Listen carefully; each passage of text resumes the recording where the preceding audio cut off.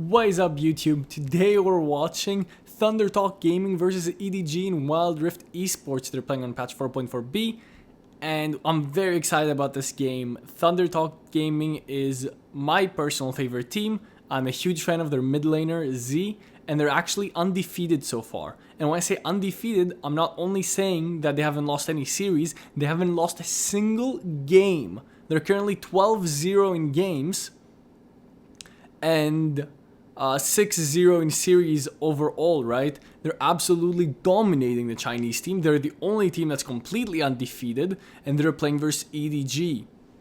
Yesterday, however, if you guys remember, not yesterday, a few days ago, we watched EDG take down KBG,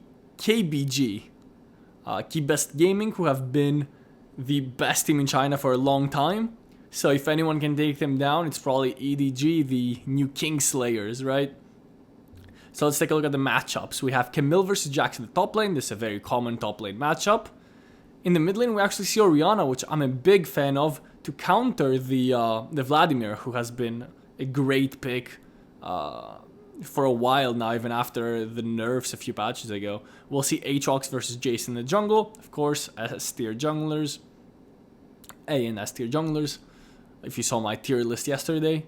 Then in the bot lane, we have the Sivir, who's actually great picking competitive because of her ulti, and they're going to pair that up with the Nautilus, who I think is the strongest champion right now, the strongest support champion, together with Karma. And that's going to be versus Zeri and Ornn.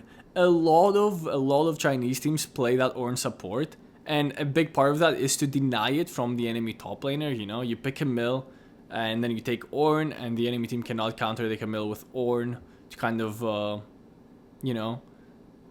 stop that lane and neutralize it. So Z's actually doing a great job at freezing the wave. I don't know if he's going to freeze all the way. Yep, he does. And this is what I do in my games and I talk about so very often, right? So Vladimir is forced to base, and now he freezes the wave in his side of the lane, which gives him the advantage of Vladimir has to walk up to CS. He can easily get ganked. So that's some good wave manipulation from Z in the mid lane, who I consider to be the best player in Wild Rift. His mechanical skills out of this world, while his game knowledge is at the highest level. Okay, Jace is actually coming in for a sneak gank. Camille does have level 5, so ganking for a level 5 Camille is super easy because of her ultimate. However, it does seem like Jackson knows what's going on, and the wave is slow pushing into him, right? So the wave, the wave is slow pushing into him, so he doesn't need to worry. But there's a dive in the bot lane, and Aatrox is gonna come for the cleanup. Great play. I guess we didn't see it, right? We were looking at top lane, but great play from EDG. And Vladimir is actually gonna get a kill. You don't wanna give kills to Vladimir early. And they're gonna take a 2-for-0 trade. Let's look at the replay. So it just seems like a clean dive. Ornn didn't have his level 5, and Nautilus had his level 5. You really have to be careful with the level 5 spikes, because the ultimate can be game changing, right? So they're pushing that final wave, get their level 5 before ThunderTalk Gaming, and they're able to go for a dive like that, calling in their jungler, calling in their mid laner, and just do the 4-man dive. So great play from EDG. You can see their macro is on point. ThunderTalk Gaming, while their macro is good, they're mostly known for their absurd individual talent and ability to just get leads in the early game. But this is probably the first time I see them before the objective spawn. And let's see how they deal with these objectives. So you can see they've already sent their mid laners down to bot lane. They send Vladimir down. Okay, they're actually going to swap. And Jax is going to go in the bot lane. So the Baron laners are going to go bot lane. And everyone else is going to go mid and top lane to contest the Herald. They're actually going to send Sivir in the mid lane instead of Vladimir, because Sivir has way better clear than Vladimir. And ThunderTalk Gaming is actually going to send Orianna in the mid lane, because she has way better wave clear than the Zeri. And the Zeri is going to go in the side lane. So the way they kind of do it is whoever has the best wave clear goes mid lane, so you can get that faster mid lane prio. And then the other member, the ADC or mid laner that's not mid lane, will go contest the solo lane. Zeri has no problem contesting versus Vladimir. I think Zeri at this point probably beats Vladimir, so they're okay having her in the side lane. And Sivir can just easily get the prio in mid lane. So it seems like they will be giving up the Herald and trading for the Dragon. I actually don't really like this by ThunderTalk Gaming. I do think that they have the stronger early game. So kind of giving up the Herald will cause them to fall too far behind. And another catch. Great play from the Nautilus. Another catch. That's sub-diff right here. And if you guys remember this exact Nautilus when we watched the KBG gaming, he was the main carry for the team. He set up so many good plays. So I'm very impressed by his play. His name is Langui. Great flash first ability to lock up the Nautilus. He doesn't even have time to flash. Actually, I don't even know if he has the flash. Yeah, it seems like he doesn't have it because he got flashed the wall there. Overall, great play from the EDG support. He continues to impress me. And with the Herald, they're going to be able to take down the mid lane. Actually, yeah, they won't get the mid lane turret, but they will secure a lot of platings. Yeah, this is why you want to send the Orianna in the mid lane, right? Look at her wave clear. She can quickly wave clear, and that allowed her to actually defend the mid lane turret. Even though it's only left with 200 HP, it's better than it going down. Because maybe they still have a chance for the first blood turret. Oh, Jax is actually going to get free platings here. Jace is a little late on the rotation. He should have probably left the Grump just to deny those plates, in my opinion. So he's a little slow on that. Vladimir continues to scale. You can see he already has his Proto Belt, Mage Boots, and his Cosmic Drive. Sivir has her Bloodthirster, so she can continuously just clear the waves mid. She's actually gone for the Glutinous Greaves. So they have Bloodthirster, Glutinous Greaves on the Sivir. They have Vladimir and Aatrox. A lot of healing coming in from this EDG side. So I'd like to start seeing some anti-heal for ThunderTalk Gaming. You see Zeri with the Glutinous Greaves, which are just a staple for most ADCs. They prefer them over the Berserker Greaves. Into the Bloodthirster as well. They're targeting this Vladimir lane because Vladimir is still a very weak champion. So they've managed to do a lot of damage on that top turret. So very well played from them to try and punish the Vladimir. However, they have fallen quite a bit behind. They're 2k gold behind versus a late game scaling team. And that's what's scary, right? What are you going to do when that Sivir does get to her 3 items? What are you going to do when that Jax gets to his 3 items? When Vladimir gets to his 3 items? And they're going for that 4-man dive bot. Great rotation. And that's the power of Sivir in competitive, right? She has great wave clear. She wave clears mid, destroys the wave, uses her ultimate to run to bot lane. So extremely well played. Great rotation. The macro is on point for EDG and they're going to continue their gold lead. Zeri will be able to get the top turret in exchange. So that's going to keep them within 2,000 gold. Orianna has actually gotten 3 plates, but Vladimir's gotten 6 plates. Oh my. 900 gold from plates. Oh no, that's their whole team. Okay, that's the whole team, not just those characters. That makes sense. So the whole team has gotten 9 plates versus 6 plates of ThunderTalk.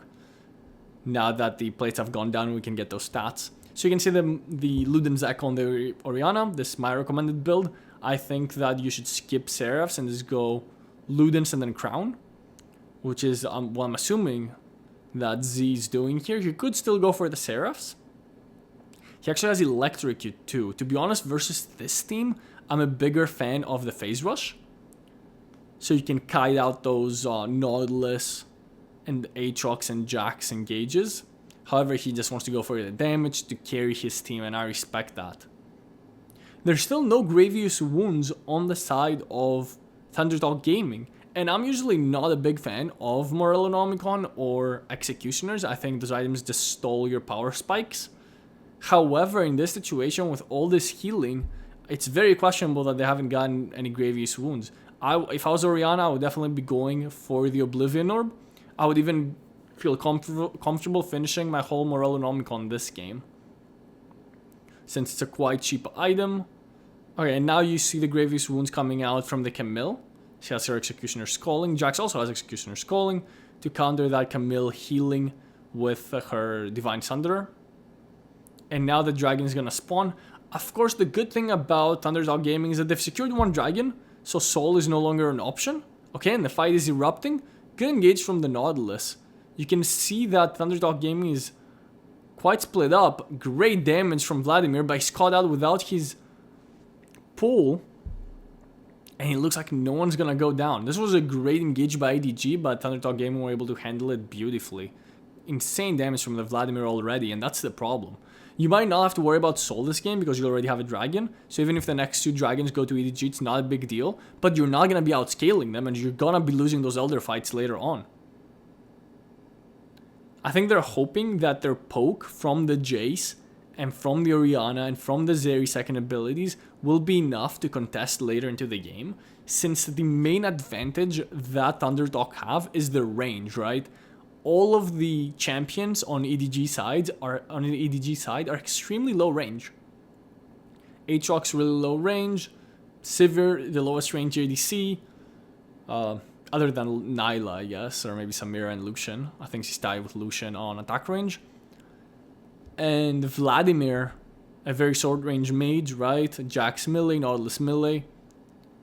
And they do have the Jace for the poke, they have the Orianna for the poke, they have the Zeri for the kite. So I think their idea is, okay, if we can get to the late game and we can kite these champions out, we have a chance to win, right? The crown is finished by Orianna. I would like to start seeing the Grievous Wounds before the death cap. Okay, they're ganking the side lane. Jace is here. This should be an easy kill. Flash out from the Jax, and that will be enough. And now comes the rotation with the Sivir ult. That's exactly what I'm talking about. This is why Sivir is so good in the competitive scene. And this is the second time they do this exact play. And they're gonna be able to secure the 2-4-0, which is a big advantage for EDG. Sivir is able to, and this is the exact same play. Vladimir's top, Sivir's mid. Sivir clears the wave, rotates bot with her ultimate with Nautilus, giving him that speed up, and Vladimir rotates mid lane to defend the mid lane turret. Beautifully played, and they can immediately rotate to Dragon, and now this will be a 5v3. Yu is doing his best to zone out the enemy team, and they just can't get in there with you zoning them out. Orianna is trying her best to steal over the wall, but with no smite, there's no chance, and that's Baron going over to EDG. Beautifully played. What's super important to keep in mind is that ThunderTalk Gaming haven't lost a single game this year. This might be their first loss. Obviously, this is the best of 3, and I think I'm gonna commentate and review all 3 games of this series because it's an extremely interesting series. But this will be the first game that ThunderTalk Gaming lose. Let's see if they can come back. Obviously, I don't wanna say that the game's over because obviously it's not over. But I just don't see how you come back versus this late game powerhouse team. You have to play the kiting perfectly at this point. So I'm very excited to see if EDG is able to beat ThunderTalk Gaming. I do know who wins the series, but I haven't seen the games yet. This is my first viewing of the games. Yeah, with Baron, it's just so easy to do these dives. Aatrox is going in there. He should go down now. Oh no, the minions actually blocked the Jace first ability. Okay, they are able to finally take him down. He was being very greedy there without really a lot of support. He doesn't have like a Lulu or a Karma to help him, right? So he was being very cocky and he will go down. It's actually a really bad death because he gave a big shutdown over the Camille. But they were still able to easily get all the turrets that they needed. Getting that mid lane tier 2, that top lane tier 2. And now they're going to be able to completely control the map, right? They're 4k gold up, and they outscale. That's one ult attack on the Orianna by the Aatrox. That's some crazy damage. And this is why I started including Aatrox in the S tier as a Baron laner. And I think I still have him as A tier in the jungle, but if you know how to play him, he can definitely be S tier too. Some insane damage from that Aatrox. Okay, we see ThunderTalk grouping mid, and Jax is not here, so they could look for a pick. Try to win a 4v5 fight. Great poke from the Jace. Alone is not able to get shield right away. I think I've bragged about Alone and Yu's gameplay from EDG side, but honestly, 0711, who's actually won the biggest Wild Rift tournament ever, prize pool wise, and the support to Nautilus has really impressed me. And here comes the fight. The Jax has actually gotten here in time to join for the dragon fight. Amazing flash done by the Jax, and now they're chasing them down. The Camille is down, and And this is what I'm talking about. This is why you need the Face Rush and the Ghost on the Orianna. So you can kite out the champions in the late game team fights. But Z has gone for the greedy build, he's gone for the Electrocute, and he's not able to kite back. So I definitely disagree with his build choices this game on Orianna. Yeah, not much they can do at this point. They just get run over, right? They need to be able to kite. They're gonna get the dragon, which obviously doesn't matter that much because they're not gonna be able to get the soul dragon this game. However, now Elder will start spawning, and that's what matters. Once they're able to get that Elder, they can secure the Baron and end the game. That's the win condition. They're probably gonna try and make some play on the Baron before that though, because of how far ahead they are. Oh, and it seems like ThunderTalk game has completely given up. They can't even get vision for the Baron, so they're just gonna give up the Baron. I would at least hope that they would go for a steal, but no such case. And then with a Baron down and 7k gold behind, they probably won't even need the Elder Dragon. They're gonna start pushing all 3 lanes at once. ThunderTalk Gaming did take as much time as they had while EDG was doing Baron to push out the waves, so they at least stole this Baron push. But I don't think there's any way to really avoid all 3 lanes being pushed at the same time with this big of a gold deficit. This will, at the minimum, be 2 or even 3 inhibitors for the EDG side with this Baron push if they don't make any mistakes. And this is where it's critical that EDG does not get picked off, right? Another thing you have to keep in mind is they have to manage the waves so they crash all at the same time. So every lane is busy and you need to be defending every lane at the same time. This is something that's actually pretty hard to do, even competitive. Most of the time they fail it. Like you can see the mid lane wave crashed and now the top lane one is crashing. So they can all rotate and defend the top lane as well. Which is not what you want to do. That's not what you want to do at all. You want to push the waves at the same time. And EDG is actually failing at that, but it's not going to matter because it's an 8k gold lead, right? And here comes a desperate engage from the Camille. She doesn't even have stasis to stay alive. She flashes out. They almost got the Nautilus. They're actually able to get the Nautilus and defend. The desperate engage works out. And like I said, that was a macro issue from EDG. They were supposed to push the lanes at the exact same time so that the ThunderTalk Gaming couldn't defend them.